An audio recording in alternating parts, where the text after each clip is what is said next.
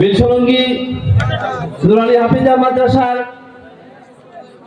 ইসলামী জালসার আমাদের মাঝে উপস্থিত আছেন বাংলাদেশ জাতীয়তাবাদী দল সাঁথিয়া উপজেলার নবগঠিত আহ্বায়ক কমিটির বিপ্লবী সাধারণ সম্পাদক আমার শ্রদ্ধাভাজন বড় ভাই ধোবাদা ইউনিয়ন পরিষদের দুবারের সাবেক চেয়ারম্যান বাংলাদেশ জাতীয়তাবাদী কৃষক দল কেন্দ্রীয় কমিটির নির্বাহী কমিটির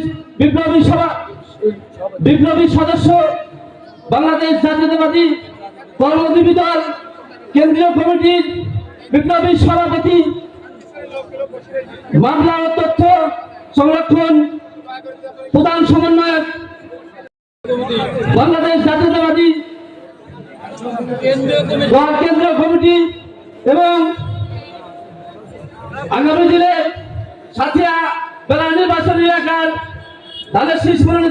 ধানের শীষ প্রত্যাশী আগামী দিনে সাঁথিয়া বেলা এমপি আমাদের অভিভাবক আমরা প্রত্যাশা করি আমাদের সামনে উপস্থিত আছেন সালাউদ্দিন খান পিপিএম, আমাদের সামনে আরো উপস্থিত আছেন সাঁথিয়া উপজেলা সাঁথিয়া থানা ইনচার্জ শ্রদ্ধাভাজন বড় ভাই সাইদুল ইসলাম এবং আরো উপস্থিত আছেন সাঁথিয়া থানা তদন্ত ওসি লতিফুর রহমান ভাই এবং সাব ইন্সপেক্টর মাহবুব রহমান এবং আমাদের নেতার সাথে যারা বিভিন্ন এলাকা থেকে আসছে বিভিন্ন ইউনিয়ন থেকে যারা আসছে সবাইকে ধন্যবাদ।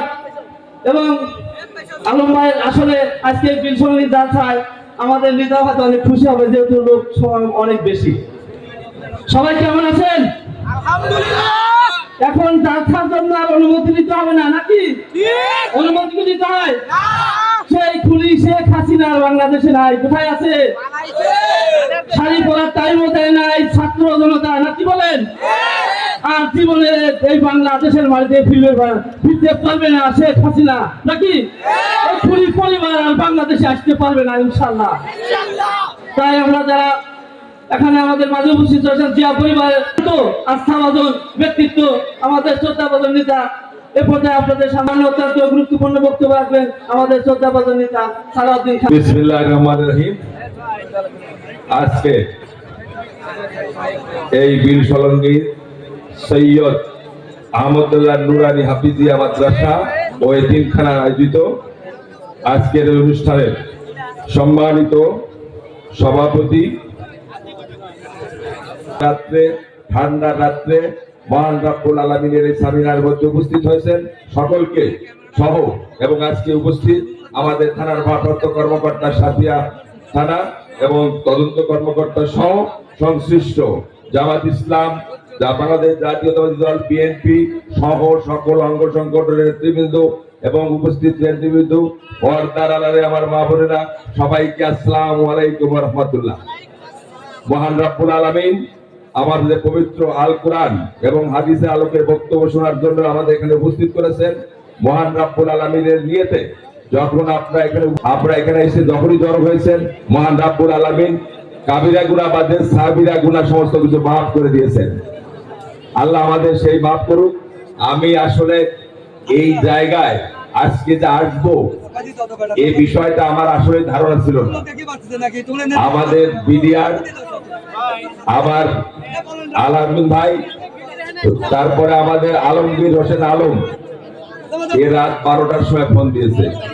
আপনারা জানেন এই গণপ্রজাতন্ত্রী বাংলাদেশ সরকারের স্বৈরাচার সরকার, নিশিরাত্রের সরকার, দিনের ভোটে রাতে কেটে নেওয়ার সরকার, নির্যাতনকারী সরকার, হত্যাকারী সরকার, গুমের সরকার, মিথ্যা গায়েবী মামলা দেওয়ার সরকার। এই শেখ হাসিনা গত 5ই আগস্ট 2024-এ দেশ থেকে পালিয়েছে।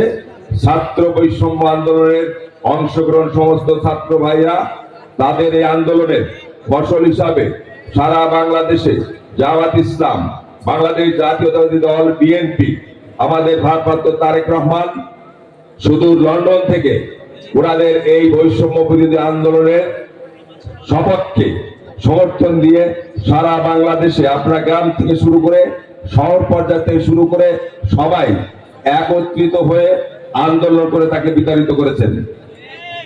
আমি আপনাদের এই এলাকার সন্তান হিসাবে আমি পাশের ইউনিয়নে আপনাদের ধুবাদা ইউনিয়নের পরপর 2 বার চেয়ারম্যান। আমার সৌভাগ্য হয়েছে বাংলাদেশ জাতীয়তাবাদী দলের পক্ষ থেকে আমাদের সারা বাংলাদেশে হত্যা, গুম, খুন, মিথ্যা গায়েবী মামলার এই তথ্য সংগ্রহ প্রধান সমন্বয়ক হিসাবে বাংলাদেশ জাতীয়তাবাদী দল কেন্দ্রীয় কার্যালয়ে 2011 সাল থেকে দায়িত্ব পালন করছি। এই দায়িত্ব পালন করতে গিয়ে আপনাদের মাঝে অনেক সময় আমি চেয়ারম্যান করেছি, আবার রাত্রে অন্ধকারে চলে গেছি। আজকেও 2টা পর্যন্ত কাজ করেছি, জোহরের নামাজ পড়েছি, পারার পরেই আমি রওনা হয়েছি। আপনারা জানেন গত 11 তারিখে আমাদের এই অবৈধ সরকার 2009 সাল থেকে শুরু করে 2024 সালের 5ই আগস্ট পর্যন্ত ক্রস ফায়ারের নামে যে হত্যা করেছে, সেই হত্যার 2276 জনের তালিকা আমরা সারা বাংলাদেশ থেকে সংগ্রহ করে এই মামলা আন্তর্জাতিক আদালতে বিচারের জন্য উপস্থাপন করেছি। ইনশাআল্লাহ এই বিচার বাংলার মাটিতে তারা হবে। আজকে যারা এখানে উপস্থিত আছেন, জামাত ইসলাম আছেন, বিএনপি আছেন, বিভিন্ন দলের নেতৃবৃন্দ আছেন, সাধারণ ব্যবসায়ী আছেন, কৃষক সমাজ আছেন, মা বোনেরা আছেন, অনেকে নির্যাতনের শিকার হয়েছে। এই নির্যাতনের শিকার যাদের দ্বারা হয়েছেন তারা আজকে কোথায়? আমার সৌভাগ্য হয়েছে মৌলানা দেলোয়ার হোসেন সাইদি সাহেবের থানায় ভারপ্রাপ্ত কর্মকর্তা হিসেবে চাকরি করা। ওনার ওখানে চাকরি করতে গিয়ে আমার একটি বিষয় সুন্দর দেখা হয়েছে, যেটা হলো উনি ওই এলাকায় কিন্তু হিন্দু বসতি এলাকা প্রচুর, 131টা হিন্দু মন্দির আমার ভাগ্য হয়েছিল।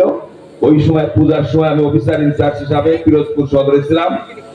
আমার অভ্যাস ছিল আমি প্রতি শুক্রবারে বিভিন্ন মসজিদে গিয়ে 2-4টা কথাবার্তা বলতাম। তারই আলোকে ওনার সাথে আমার পরিচয় হয়েছিল। যে মানুষটি ওই এলাকার সমস্ত মানুষ মিলে যার পক্ষে কথা বলেছে, যে সমস্ত হিন্দুরা কথা বলেছে, আজ তারা চোখের পানি ফেলেছে, মিথ্যা মামলায় তাকে সাজা দিয়েছে। আমাদের জাতীয়তাবাদী দলের বিএনপির ঐক্য দলের পক্ষ থেকে আমাদের বেগম খালেদা জিয়া তার বিরুদ্ধে 1 কোটির একটি মিথ্যা মামলা দিয়ে তাকে 10 বছরের সশ্রম কারাদণ্ড দিয়েছে। এই যে মিথ্যা মামলা দিয়েছে, আজকে আমরা দেলোয়ার হোসেন সাইদিকে পাবো না, কারণ তাকে তিলে তিলে নির্যাতন করে তাকে ফুস করে হত্যা করা হয়েছে। এর বিচার বাংলার মাটিতে হবে। আমাদের মৌলানা মতিউর রহমান নিজামী, উনি আমার ইউনিয়ন লোক, আমি প্রতিবেশী। আমার সৌভাগ্য হচ্ছে, দুর্ভাগ্য হচ্ছে, দুঃখ ভরাক্রান্ত মন নিয়েই যখন ওনার ফাঁসির আদেশ হলেন, আমি সালাউদ্দিন সাহেব ওই ইউনিয়নের চেয়ারম্যান, পুলিশ সুপার আমাকে ফোন করলেন যে আপনি ওই ইউনিয়নের চেয়ারম্যান, যদি কোন রকম বিশৃঙ্খলা কোনো কিছু হয় এই দায়িত্ব আপনাকে নিতে হবে। আমি যখন এই দায়িত্ব আমাকে দিলেন, ওই গ্রামে একদিন আগে গিয়ে দেখি সারা বাংলাদেশ থেকে লোক এসে গোটাল গ্রামে বাড়ি ভরে গেছে, মানুষ রান্না করছে। পুলিশ সুপার এডিশনাল এসপি সাহেবকে পাঠালেন, বলে এই গ্রামের সমস্ত লোককে শূন্য করতে হবে, এক্ষুনি গ্রাম ছাড়া করতে হবে। আমি পুলিশ সুপারকে বললাম, একটা লোকের গায়ে হাত দিতে পারবেন না। সুন্দরভাবে তারা অন্যায়ভাবে তাকে মৌলানা মতিউর রহমান নিজামী ধর্ষণকারী, তাকে ধর্ষণ মামলায়, মিথ্যা মামলায় তাকে ধর্ষণের সাজা দিয়েছে। তিনি হত্যাকারী। এই যে মিথ্যা মামলায় তাকে মৃত্যুদণ্ড হয়েছে। কিন্তু আমি ওই জায়গায় বক্তব্য বলেছিলাম, আপনারা অনেকে জামাত ইসলামের লোকজন এখানে এসে মন খারাপ করেন না, আপনাদের বক্তব্যের কোনো লোক পেয়েছিলাম না। আমি একমাত্র ব্যক্তি মিডিয়াতে সাক্ষাৎ করে দিয়েছিলাম, আমি শহীদ প্রেসিডেন্ট জিয়াউর রহমানের আদর্শ সৈনিক, আমি একজন শহীদ পরিবারের সন্তান। আপনি জানেন আমার বাবা বাংলাদেশ পুলিশ বাহিনীতে হাবিলদার হিসাবে ছিলেন, উনি শহীদ হয়েছিলেন। শহীদের পরিবার হিসাবে আমি বক্তব্য রেখেছিলাম যে আইনের আদালতে বাংলাদেশের এই ক্যাঙ্গারু আদালত তাকে ভোগ সাজা দিয়ে মৃত্যুদণ্ড দিয়েছে, কিন্তু মহান রাব্বুল আলামিন তার এই আদালত একটা আছে, সেই পরকারের আদালতে তার বিচার আমরা করবই ইনশাল্লাহ। সে বিচার আর বেশি দূর না। এই যে গত আপনার বৈষম্য বিরোধী আন্দোলনে এ পর্যন্ত বিএনপির প্রাপ্ত তথ্য অনুযায়ী আমি আজকে পর্যন্ত 845 জনের শহীদদের তালিকার নাম পেয়েছি। আপনারা জানেন এই শহীদদের তালিকা তৈরি করছি আমরা, হয়তোবা এক সপ্তাহের মধ্যেই এই সম্পর্কে একটি আন্তর্জাতিক আদালতে মামলা দায়ের করব। আমরা এই যে শেখ হাসিনার বক্তব্য, উবাইদুল কাদের বক্তব্য, তাদের দলের নেতাকর্মীদের বক্তব্য, সন্ত্রাসীর বক্তব্য এবং কিছু আইন শৃঙ্খলা বাহিনীদের কার্যকলাপ আমরা ওই তদন্তে তুলে নিয়ে এসেছি। ওই আন্তর্জাতিক আদালতে তাদের সময় বিচার হবে। আপনারা দোয়া করবেন আমরা যেন তাদের বিচার করতে পারি। আমাদের বলেছে আমাদের থানা কি বলে আমাদের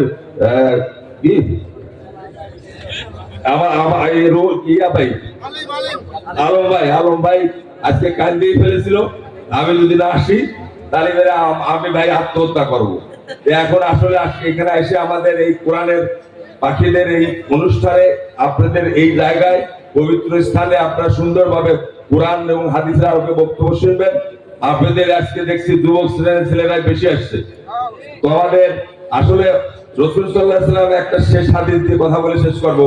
উনি বলেছেন যে তো এই পৃথিবীতে যে আপনি এসেছি, আপনি পৃথিবীতে এসে কি কি করে গেলেন, এইটা কিন্তু আপনি রোজ কিয়ামতের দিন না বলা পর্যন্ত আপনি কিন্তু কিয়ামতের মাঠ ছাড়তে পারবেন না। আর যুবকদের জন্য বলেছেন যে যুবকরা তোমরা যুবক থাকা অবস্থায় তোমরা কি কি কাজ করেছো তার জবাব আজকে দিয়ে কিয়ামতের মাঠ থেকে দরকার করো। আর একটা বলেছেন যে আপনি এই পৃথিবী থেকে যে সমস্ত ধন সম্পদ অর্জন করেছেন, এই ধন সম্পদ কিভাবে অর্জন করেছেন। এই ধন সম্পদ আজকে আমার বাবা মাওলানা শহীদুল ইসলাম তার কাছে যেভাবে দান খরচ করলেন, এই দানের পয়সাটাই আপনার জীবনের সবচেয়ে বড় প্রাপ্য। কিয়ামতের দিন মহান রব্বুল আলামিন আমাদের আখিরি নবী, শেষ নবী সৈয়দের মুরসালিন হযরত মুহাম্মদ সাল্লাল্লাহু আলাইহি উম্মত হিসাবে আমরা এর ফল পাবো। আপনাদের কাছে সবিনয় অনুরোধ, আপনারা ঐক্যবদ্ধভাবে এই শেখ হাসিনার সরকার, অবৈধ সরকার, তাদের কিছু লোকজন কিন্তু এখনো আপনাদের উপরে ভর করে আপনাদের সঙ্গে মিশে আপনাদেরকে আবার ফোল মারার চেষ্টা করছে। এ থেকে আপনারা সাবধান থাকবেন। আপনি কিন্তু মনে করেন না আপনার সাথে মিশতে ওই কারণে, ওদের কাছে প্রচুর অবৈধ অর্থ আছে। শুধু 18,000 কোটি টাকা নিচে হলো পারমাণবিক বিদ্যুৎ কেন্দ্র থেকে। মা, ভাই, বোন, বেটি, বোন, ভাস্তি সবাই মিলে 18,000 কোটি টাকা যদি শুধু পারমাণবিক বিদ্যুৎ কেন্দ্র থেকে নিতে পারে, তাহলে পার কত হাজার কোটি টাকা তাদের আছে, তারও তদন্ত শুরু হয়েছে। আপনারা এই অপেক্ষা করবেন। আমরা যে দলই করি না কেন, আমরা ঐক্যবদ্ধভাবে আমরা আমাদের শান্তিপূর্ণভাবে জনগণের কাছে আমি আমার বক্তব্য বলে আমার কথা উপস্থাপন করবেন, আর এক দল বক্তব্য উপস্থাপন করবেন। কারণ হলো গত 2009 সাল থেকে শুরু করে এই 2023 সালে যেমন নির্বাচন হলো, এই নির্বাচন পর্যন্ত কেউ কোনো ভোট দিতে পারেন নাই। আগামী দিনে আপনাদের ভোটের ব্যবস্থা করছে, সংস্কার হচ্ছে। সংস্কারে আমরা দাবি করেছি, সংস্কার মানে দীর্ঘ পথ, অতি তাড়াতাড়ি আমাদের নির্বাচন দিতে হবে। নির্বাচনে আমি নিজেও বিএনপির প্রার্থী হিসাবে আমি নমিনেশন গতবারে 18 সালে পেয়েছিলাম। পরে আমাদের ঐক্যের কারণে আমার পরিবর্তনে আরেকজন এসেছিল। এবারও আমি চাবো, আমি যদি চাই আপনাদের কাছে আমার আবেদন থাকবে, আমার পাশেই আপনাদের আমার ইউনিয়ন, আমি ইউনিয়নের পরপর 2 বার চেয়ারম্যান হয়েছি। আমার সম্বন্ধে খোঁজ খবর নিয়েন, অনেক যে কি কাজ করেছি এটা আপনাদের মানুষের মুখে শুনবেন। তবে আমার মানুষের সেবা করার ইচ্ছা আছে, আমি যেন আপনাদের সেবা করতে পারি। আমি যদি আমার প্রার্থী হিসাবে নমিনেশন পাই, তাহলে আমি আমার দলের পক্ষ থেকে আপনাদের কাছে নিবেদন করব আমাকে পূর্ণ সমর্থন দিবেন। আর পরিশেষে আবার বলে যাচ্ছি, শেষ কথা, কোন প্রকারেই আপনারা ঐক্য ছাড়বেন না। আমাদের ঐক্যর পথ একবারে এমন ভাবে রাখবেন যেন আমরা বন্ধভাবে বাঁচি, একই বন্ধু হিসাবে একত্রে যে দল করি, একমাত্র আওয়ামী লীগ ব্যতীত। কারণ এই ছাত্রলীগকে ধ্বংস ব্যান করেছে না, এটাও ব্যান হবে। কারণ হলো আপনাদের 152টি মামলা আন্তর্জাতিক আদালতে অলরেডি আমরা দাখিল করেছি, সমস্ত বিচার শুরু হয়েছে, অল্প দিনে বিচার পাবেন। পরিশেষে সবাইকে ধন্যবাদ জানিয়ে আমি আমার বক্তব্য শেষ করছি। খুদা হাফেজ। বাংলাদেশ জাতীয়তাবাদী দল জিন্দাবাদ। এবং আজকের এই মাদ্রাসার এই অনুষ্ঠানের যারা আয়োজন করেছেন, আমাকে দাওয়াত দিয়েছেন, আমি আমার দলের পক্ষ থেকে সবাইকে অভিনন্দন জানিয়ে, এবং আজকের এই আলেম সমাজ আজকে প্রকাশ্যে যারা বক্তব্য দিতে পারছে, আজকে যারা জেল কাটছে, মমিনুল হক সাহেব কাটছে, আপনার হামজা সাহেব কেটেছেন, এই অসংখ্য আলেমদেরকে জেলখানায় দিয়েছে। আজকে তারা নির্ভয়ে কোন দাওয়াত দিয়েছে ভাই, পুলিশ ভাইরা বলতে এই পুলিশই কিন্তু এসে বলতো জালসা বন্ধ করেন। আজকে দেখেন ওনারা পাশে বসতে পারছে, কারণ ওনাদের প্রতি ওই নির্দেশ আর নাই, কারণ ওনারা ওই পেয়াদার নির্দেশ আর পালন করতেছে না, যার জন্য সবকিছু করছে। আপনারা আইন প্রয়োগকারী সংস্থাকে পূর্ণভাবে সহযোগিতা করবেন। তবে অন্যায় ভাবে আওয়ামী লীগ মামলা করছে, আপনি আবার মিথ্যা মামলা নিয়ে জানাই যায় না, এইটা করেন না। ন্যায়বদ্ধ ভাবে যাবেন, যদি না শুনে আমাদেরকে বলবেন, আমরা ব্যবস্থা নেব। বৈধ আদেশ, বৈধ নির্দেশ এগুলো পালন করার চেষ্টা করেন। সবাইকে ধন্যবাদ। আসসালামু আলাইকুম।